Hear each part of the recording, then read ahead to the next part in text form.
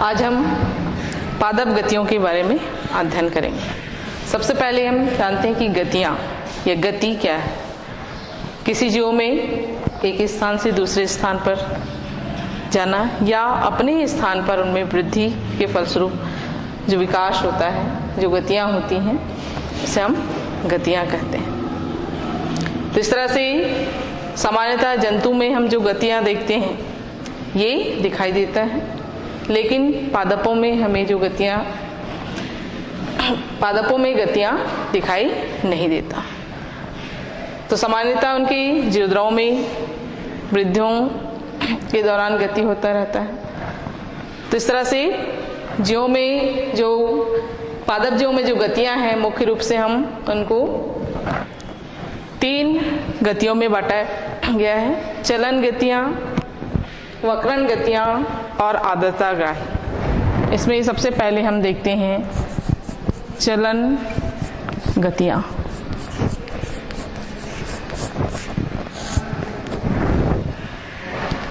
जीवों में ऐसी गति होती है जो उनमें कुछ अपने स्थान से दूसरे स्थान तक जाने के लिए गतियां पाई जाती हैं। तो इसके अंतर्गत चलन गतियां वो 2 भागों में बांटा गया है: स्वतः चलन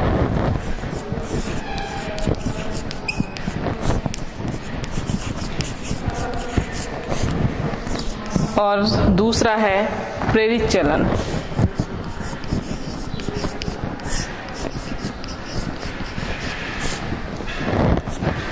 स्वतः चलन वह चलन है जिसमें पादप स्वयं एक स्थान से दूसरे स्थान तक गति करते हैं। तो कुछ जीवों में बाह्य सतह पर सीलिया पाई जाती हैं, जिसके माध्यम से ये गति होता है। कुछ में अलग तरह से उभार बनते हैं और कुछ जीवों में जीवद्रवों के माध्यम से कोशिका के अंदर गति होती रहती है। कुछ जीवों में दोलन के माध्यम से ये गति करते रहते हैं। तो स्वतः गति के अंतर्गत सबसे पहले है पक्षम गतियाँ। पक्षम गतियाँ वह गति है जिसमें जीवों की बाह्य सतह पर सीलिया पाया जाता है और सीलिया के माध्यम से ये एक स्थान से दूसरे स्थान पर गति करते हैं। जैसे कि वाल्वाक्स, क्लेमाइडोमोनास, इनमें सीलिया पाया जाता है जिससे ये अपने स्थान से दूसरे स्थान तक जा सकते हैं। तो स्वतः पक्षम गति में सीलिया के माध्यम से जीव एक स्थान से दूसरे स्थान पहुंचते हैं और इस प्रकार की गतियां कहलाती हैं पक्षम गतियां या सिलेटेड मूवमेंट, सिलियरी मूवमेंट कहलाते हैं। दूसरा इसमें अमीबी गति। स्वतः चलन के अंतर्गत अमीबी गति ऐसी गतियां हैं जिसमें जो में अमीबा जो इनमें स्वतः पदार्थों के ग्रहण करने के लिए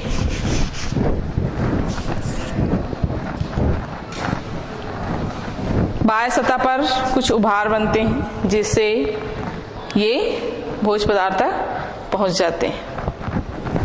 दूसरा जो गति है वह है अमीबी गति।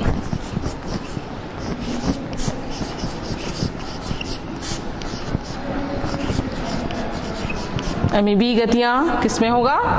अमीबा में। तो इसी तरह दूसरा जो गतियां हैं स्वतः गति के अंतर्गत जीवद्रव गतियां। तीसरा स्वतः के अंतर्गत है जीव द्रव गतियां। जीवद्रव गतियां जिसमें जीवों के अंदर जो कोशिका द्रव होता है ये आपस में कोशिका के अंदर ही घूमते रहते हैं।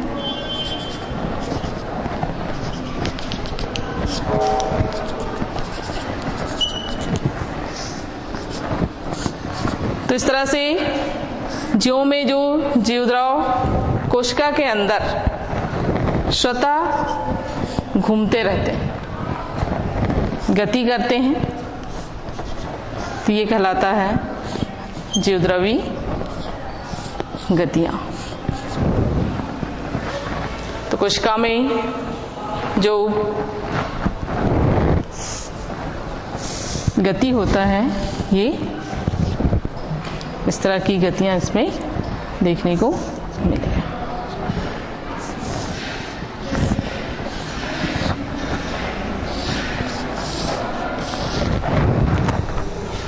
तो यहाँ पर हम जीवद्रव के अंदर ये दाएं से बाएं या बाएं से दाएं घूमते हैं, जिसे हम जीवद्रवी गतियां कहते हैं। तो इस तरह से चलन गतियां के अंतर्गत पहली जो गति है स्वतः चलन गति, इसमें 3 पक्षम गतियां, 2 अमीबी गति और तीसरा है जीवद्रवी गति। चौथा है इसमें दोलन गतियां।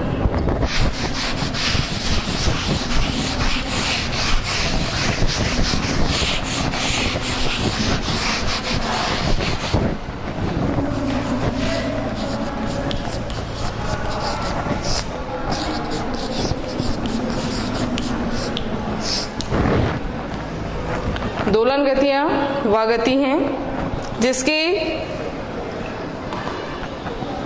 जीवों में उत्सर्जी पदार्थ पौधे के शीर्ष भाग पर पाए जाते हैं और इन शीर्ष भागों पर ये चिपके रहते हैं। तो जितने भी उत्सर्जी पदार्थ हैं,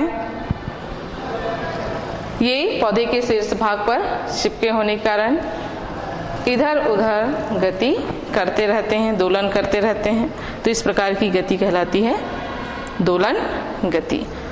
ऑसिलेटेरिया के तंतु में इस प्रकार की गतियों को देखा गया।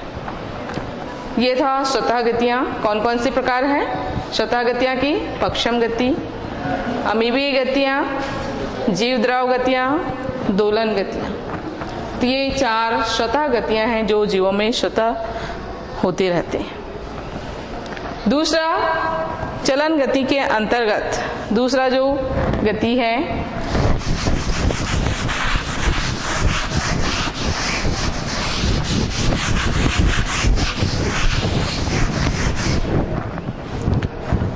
चलन गति में दूसरा गति है प्रेरित चलन।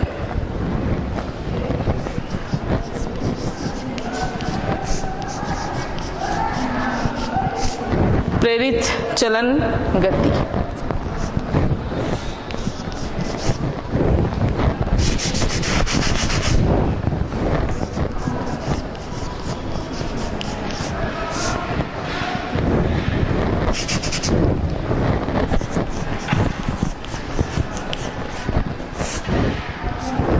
प्रेरित चलन गति वह गति है जब जीवों को किसी प्रकार की बाह्य कारक प्रेरित करते हैं, तो वह कहलाता है प्रेरित चलन। जैसे ही प्रेरित चलन के आधार पर प्रकाश पहला है, इसके अंतर्गत प्रकाश के द्वारा पादपों को जब प्रकाश दिया जाता है तो ये प्रकाश की ओर गति करने लगते हैं। इसमें प्रकाश के आधार पर पादप प्रकाश की उपस्थिति में पौधे के अग्रभाग, तने का अग्रभाग, ये प्रकाश की ओर वृद्धि करता है। लेकिन प्रकाश के विपरीत जड़ विपरीत दिशा में गति करते हैं। तो इसमें प्रकाश के रूप में जब हम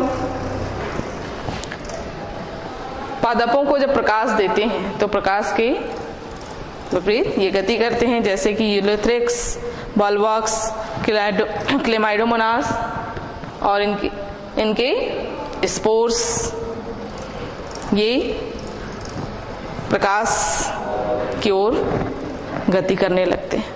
जब प्रकाश इनको मिलता है तो ये प्रकाश की ओर गति करने लगते हैं। दूसरा इसमें ताप अनुकूलन अनुचलन। प्रकाश गति के साथ प्रेरित चालन में दूसरा है ताप अनुचलन।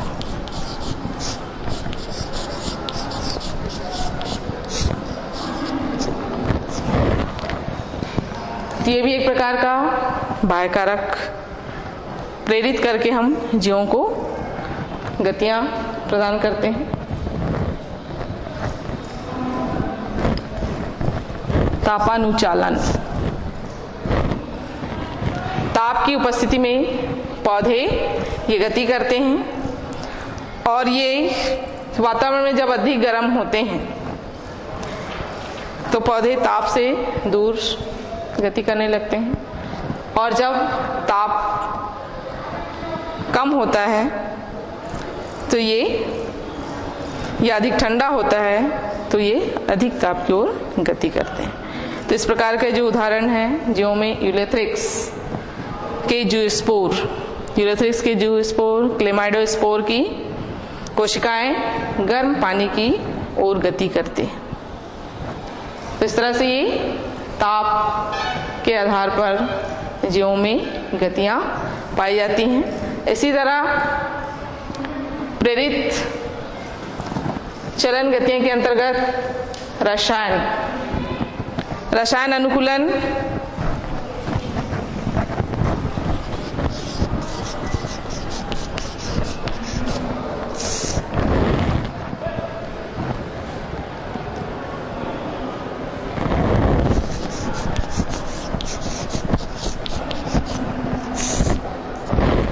रसायन अनुचलन में जीवों को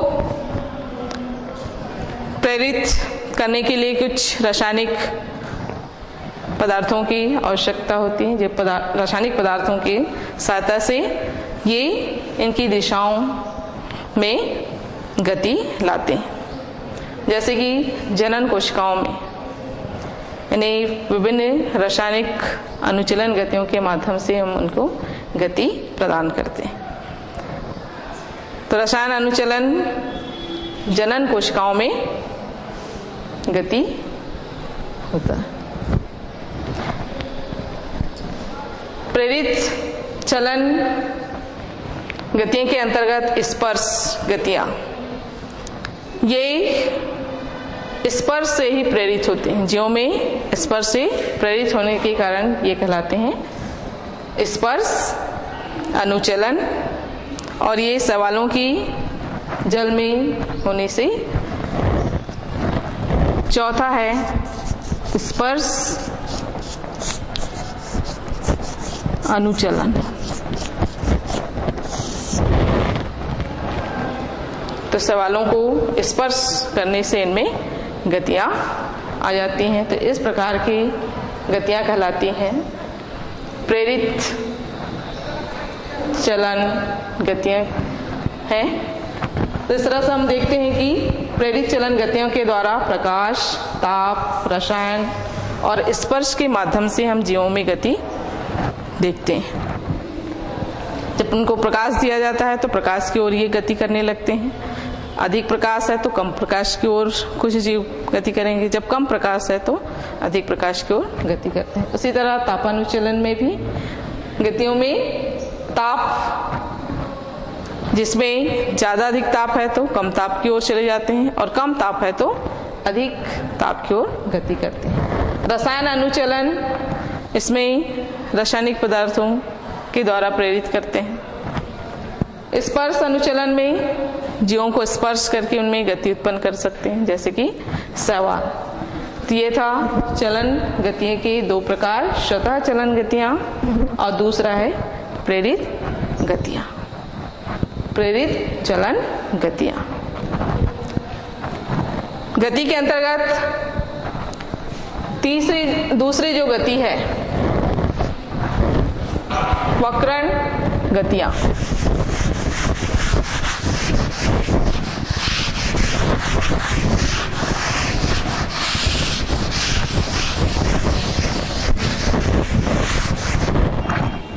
पादप गति के अंतर्गत दूसरी गति है वक्रण गतियां।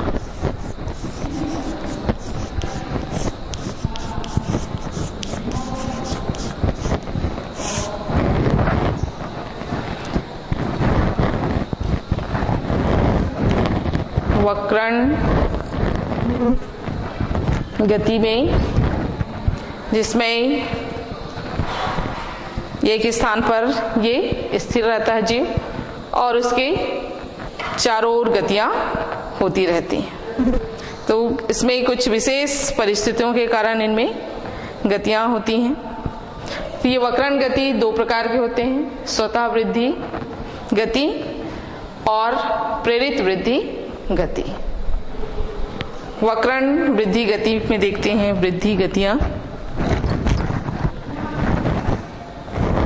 इसमें पहला है स्वतः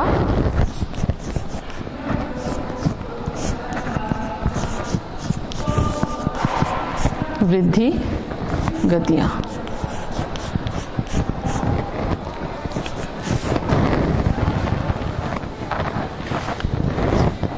स्वतः वृद्धि गतियां जिसके अंतर्गत अनुकुंचन,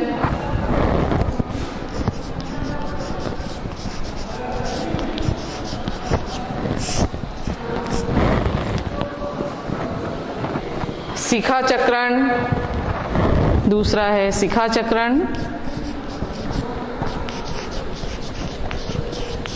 और तीसरा है पर शिखा चक्रण।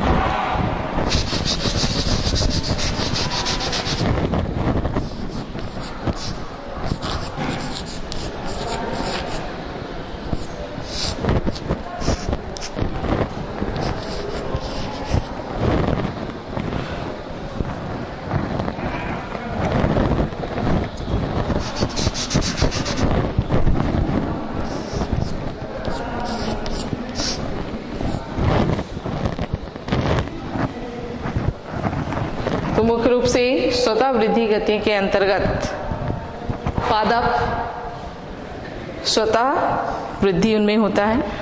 पहला इसमें अनुकुंचन, ये पादपों में उनकी दोनों ओर वृद्धि होने के कारण, दोनों ओर वृद्धि में अंतर होने के कारण इसमें गतियां होती हैं। इसके अंतर्गत ऊपरी वृद्धि वर्तन अनुकुंचन के अंतर्गत आता है। ऊपरी वृद्धि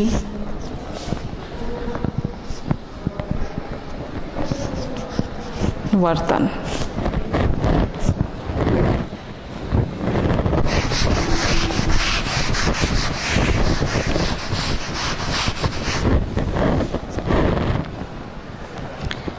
ऊपरी वृद्धि वर्तन के अंतर्गत जिसमें पौधों की वृद्धि ऊपरी सतह पर होता है, पौधे का भाग नीचे की ओर झुक जाते हैं और पत्तियां मुड़ी हुई दिखाई देता है, जैसे कि फर्न।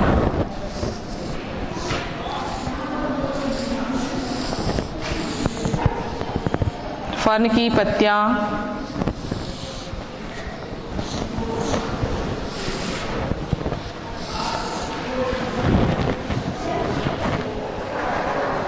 ऊपरी भाग पर अधिवृद्धि होने के कारण ये नीचे की ओर झुक जाती है।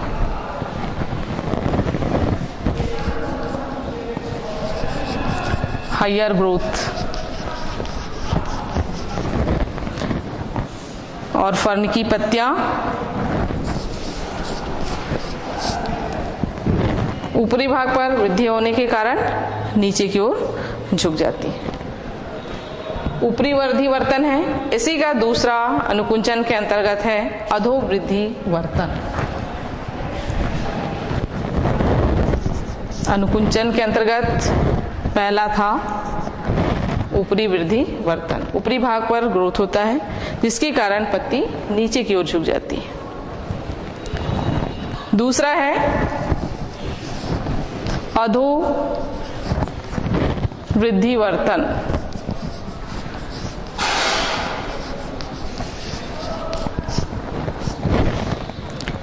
इसमें पत्ती के निचले भाग पर, फॉरन में पत्ती के निचले भाग पर वृद्धि होने के कारण ये ऊपर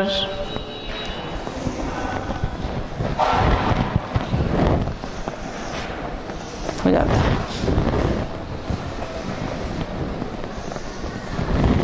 इसकी पत्तियां ऊपर की ओर मुड़ जाती हैं। तो ये किस प्रकार की वृद्धि है? अधो वृद्धि वर्तन। निचले भाग पर वृद्धि होने के कारण ये ऊपर की ओर मुड़ जाती हैं, और जब नीचे ऊपर की ओर वृद्धि होता है तो नीचे की ओर झुक जाती है। तो इस तरह से अनुकंचन गतियां, ये दो गतियां होती हैं, ऊपरी वृद्धि वर्तन और दूसरा है अधोवृत्ति वर्तन। इसके बाद हम दूसरे इसी वृद्धि, स्वतः वृद्धि के अंतर्गत दूसरे प्रकार है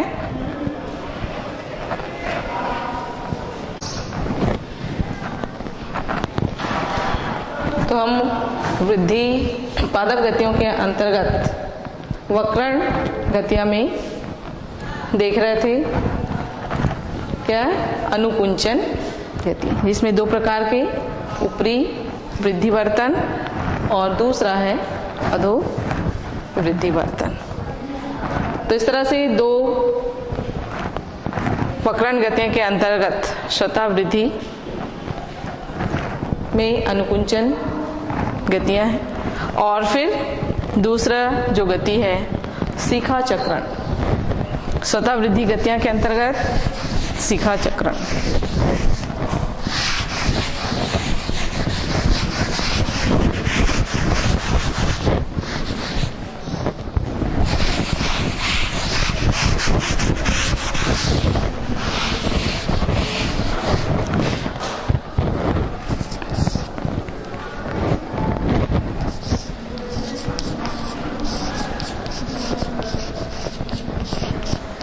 शिखा चक्रण पादपों में पाए जाने वाली प्रतान, टेंड्रिल्स में वृद्धि के दौरान ये देखी जाती हैं। ये सर्पिल ढंग से मुड़ी होती है, जो पौधों के प्रतानों में देखा जाता है। और इस तरह से जो शिखा चक्रण है, ये प्रतान पौधों को सहारा देने में मदद करते हैं। प्रतान के माध्यम से जो उनमें गतियां होती हैं वो शिखा चक्रण गति होता है प्रतान में, और इस तरह से हम देखते हैं कि ये प्रतान किसी आधार से लिपटने में सहायक होती है। दूसरा है शिखा चक्रण के बाद पर शिखा चक्रण। तो पर शिखा चक्रण जिसमें पौधों के उन अंगों में होता है जहां पूर्ण रूप से गोलाई में वृद्धि करते हैं।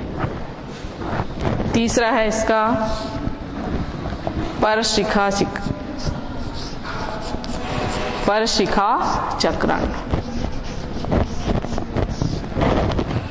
पर शिखा चक्रण में पौधे के अग्रभाग पर, शीर्ष पर होने वाली जो गतियां हैं, अग्रभाग में उपस्थित ये चारों ओर, पौधे के चारों ओर गति होता है, वह कहलाता है शिखा चक्रण। शीर्ष भाग है ये, शीर्ष पर ही होगा, तने के शीर्ष या फिर जड़ के शीर्ष पर जो वृद्धि गतियां होती हैं पर शिखा चक्रण कहलाता है। इसमें ये चारों ओर गति देखने को मिलता है। इसी तरह ये था वक्रण गतियां के प्रकार, जिसमें स्वतः वृद्धि गतियां के आधार पर अनुकुंचन, शिखा चक्रण, पर शिखा चक्रण। इसका दूसरा प्रकार है प्रेरित वृद्धि।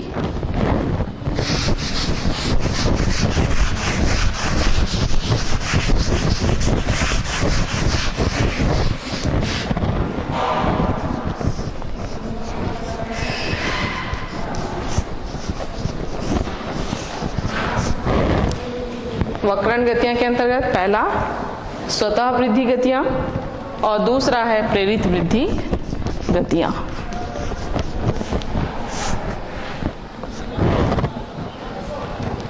प्रेरण का मतलब है इनको बाह्य उद्दीपन के माध्यम से हम पादपों में जो गतियां देखने को मिलता है वह कहलाता है प्रेरित वृद्धि गति।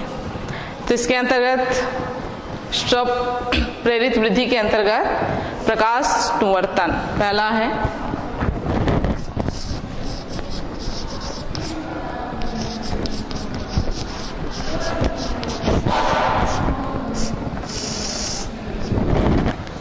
प्रकाश की उपस्थिति में पादपों में जो गतियां होती हैं ये प्रकाश अनुवर्तन कहलाते हैं। पादपों के अग्रभाग में जैसे कि जड़ और तना है, ये दोनों ही अलग अलग दिशाओं में गति करते हैं। प्रकाश की ओर तने के शीर्ष भाग गति करते हैं तो वो धनात्मक प्रकाशवर्तन कहलाता है, और प्रकाश की विपरीत जो गति होती है वो ऋणात्मक प्रकाश अनुवर्तन कहलाता है। तो प्रकाश की उपस्थिति में पादपों में जो गतियां देखते हैं वह कहलाता है प्रकाश अनुवर्तन। इसके लिए प्रयोग के द्वारा देख सकते हैं कि किसी गमले को सामान्य सतह पर रख दिया जाए तो ये प्रकाश की ओर मुड़ जाते हैं। गमले में लगा प्लांट को क्षैतिज रख दिया जाए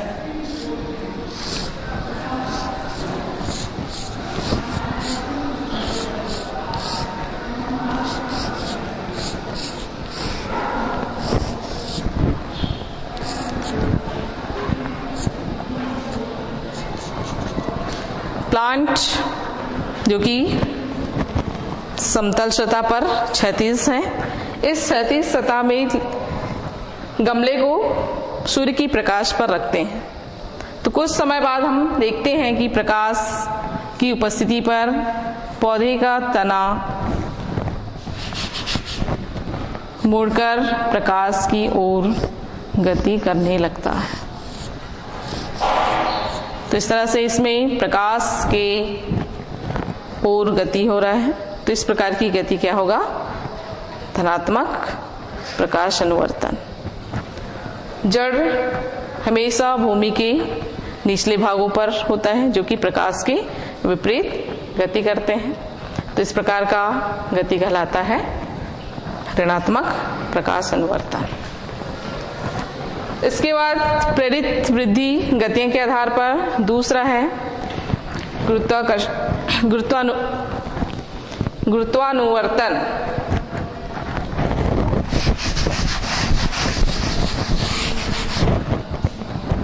प्रेरित वृद्धि गतियों के अंतर्गत दूसरा है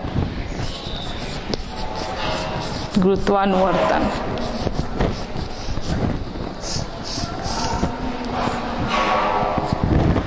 पृथ्वी में जो गुरुत्वाकर्षण बल के कारण पौधों में जो वृद्धि होता है ये गुरुत्वावर्तन वृद्धि कहलाता है।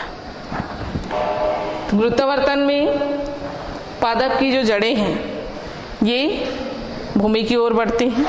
तो इस प्रकार का गुरुत्वावर्तन कहलाएगा धनात्मक गुरुत्वावर्तन। और पौधे के शीर्ष तने का शीर्ष भाग पृथ्वी के विपरीत दिशा में वृद्धि करता है, वह कहलाएगा प्रकाश का गुरुत्वाकर्षण के विपरीत जाने वाला गति। विपरीत गति जब होता है गुरुत्वाकर्षण के विपरीत, पृथ्वी की विपरीत गति कहलाएगा वो ऋणात्मक गुरुत्वानुवर्तन कहलाएगा। तो धनात्मक और ऋणात्मक दोनों स्थिति पर पादपों में वृद्धियां होती हैं। तो इस प्रकार का गति कहलाएगा गुरुत्वानुवर्तन। इसी तरह जलानुवर्तन।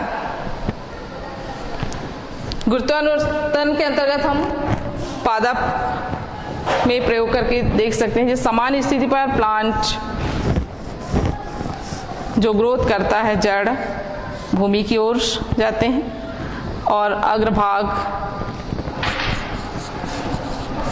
स्टेम ये पृथ्वी से ऊपर गति करता है। तो इस प्लांट को अगर हम किसी क्षैतिज तल पे रखने के बाद, गमले में लगे प्लांट को क्षैतिज अगर रखते हैं तो ये इनकी जड़ें भूमि की ओर वृद्धि करेंगी और जो प्लांट है का अग्रभाग है वह भूमि से ऊपर वृद्धि करने लगता है। तो इस तरह से गुरुत्वाकर्षण बल के कारण भी जीवों में वृद्धि होता है। इसी तरह स्पर्शानुवर्तन,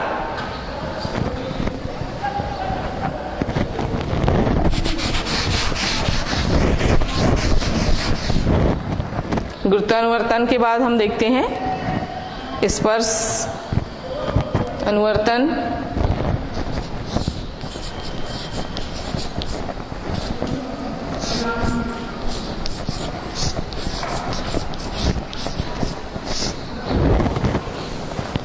तो पादपों में स्पर्श करने से उनमें गतियां उत्पन्न हो जाती हैं, वह कहलाता है स्पर्शानुवर्तन।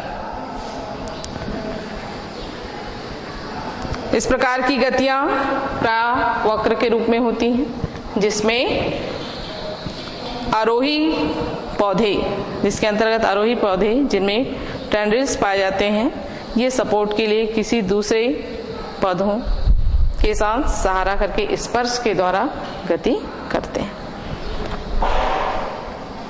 स्पर्शानुवर्तन के बाद हम देखते हैं जलानुवर्तन, जिसमें जल के लिए पादप जलों की ओर उनकी जड़ें वृद्धि करने लगती हैं।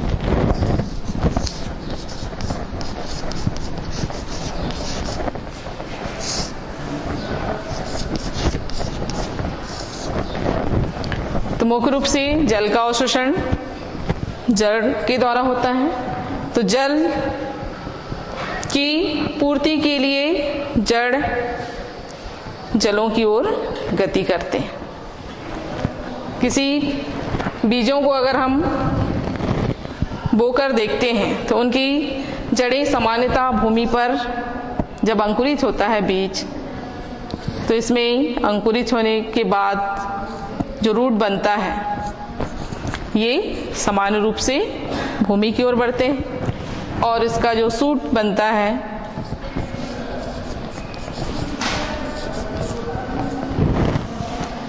वो भूमि से ऊपर वृद्धि करने लगते हैं।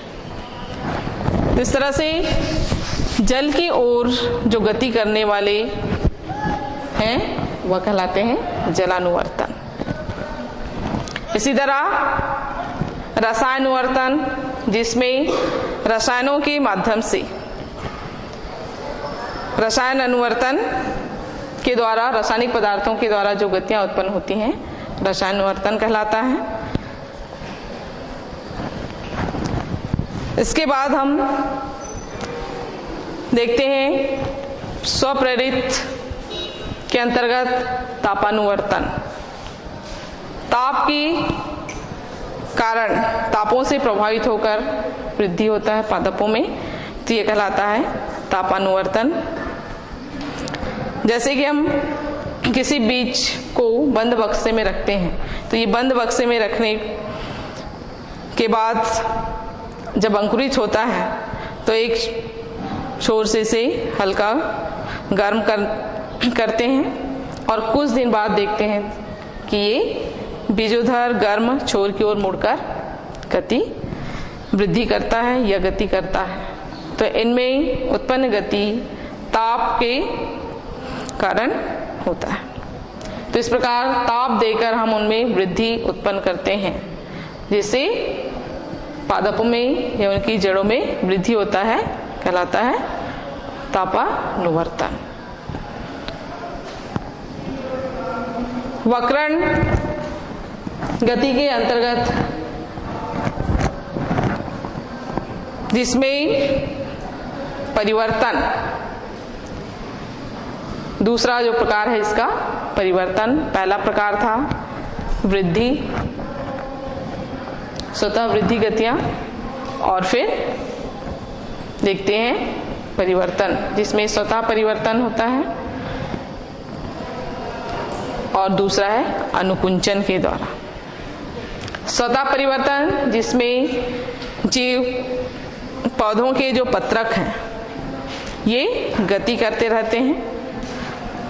एक पत्रक जो बड़ा है शीर्ष पर पाया जाता है, लेकिन जो छोटे पत्रक होते हैं वो गति करते रहते हैं। तो इस प्रकार इनमें जो परिवर्तन या गति होता है तो स्वतः परिवर्तन गति कहलाती है। दूसरा इसी के अंतर्गत है अनुकुंचन। तो अनुकुंचन वह गति है जिसमें बाह्य रूप से उद्दीपन पर कोई प्रभाव नहीं पड़ता, यदि इनमें गतियां बाह्य उद्दीपन प्रेरित करती हैं, किंतु उद्दीपन पौधों के विभिन्न अंगों के चारों ओर बराबर मात्रा में पड़ता है। तो इस प्रकार की गति की दिशा पौधे की आंतरिक बनावट पर भी निर्भर करता है। इसमें अनुकुंचन के अंतर्गत है प्रकाश अनुकुंचन। इसके अंतर्गत आने वाले जो प्लांट है जैसे कि ऑक्सलिस की पत्तियां सूर्य प्रकाश में खुले रहते हैं और शाम को बंद हो जाते हैं।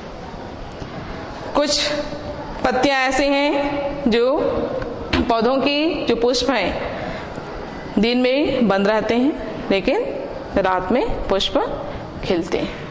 तो इस प्रकार से प्रकाश अनुवर्तन ये पादपों में देखने को मिलता है, प्रकाश की उपस्थिति और अनुपस्थिति पर।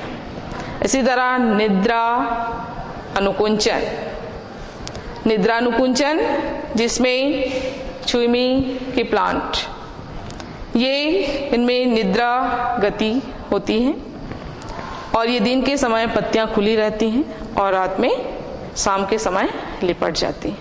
तो इस तरह से निद्रा कुंचन गतियां हैं। अब हम देखते हैं इसमें यांत्रिक गतियां।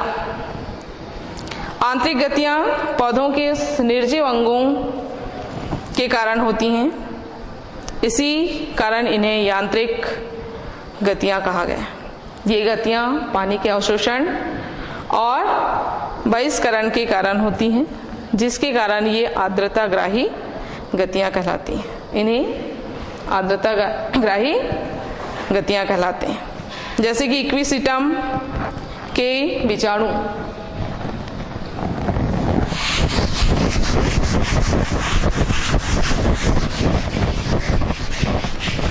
तीसरी जो गतियां हैं आर्द्रता,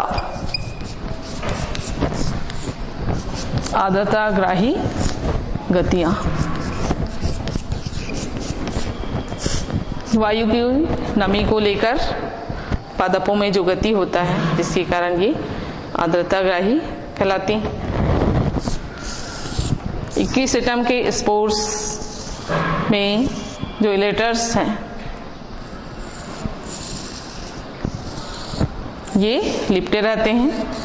जैसे ये इनकी आर्द्रता कम हो जाती है तो ये इलेटर्स स्वतंत्र होकर